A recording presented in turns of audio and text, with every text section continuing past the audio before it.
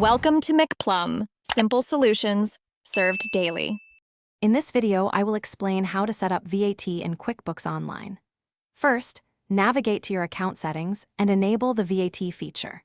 You will then need to specify your VAT filing frequency, such as quarterly or monthly, and select your official VAT start date. Finally, choose your preferred VAT accounting method, like cash or accrual basis, to ensure accurate reporting from the very beginning of your setup process. Next, you will customize your VAT rates. QuickBooks allows you to add standard rates, typically 20%, along with reduced rates, often 5%, and zero-rated options.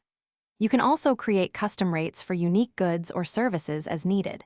It is crucial to link your official VAT agency, such as HMRC, to your QuickBooks Online account to streamline future submissions and ensure compliance with tax regulations. Once your VAT is set up, you will begin recording transactions. When creating sales invoices or entering purchase bills, apply the appropriate VAT rate to each line item. QuickBooks Online automatically calculates the VAT amount for you, saving valuable time and reducing errors.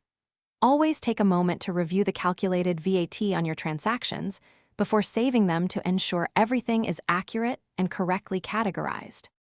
Finally, it is time for reporting and filing.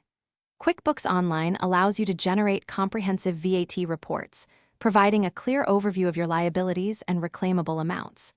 Reconcile your VAT account regularly, perhaps monthly or quarterly, to maintain accuracy.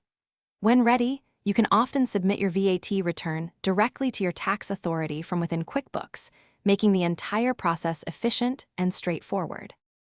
Thanks for watching. Stay juicy and subscribe.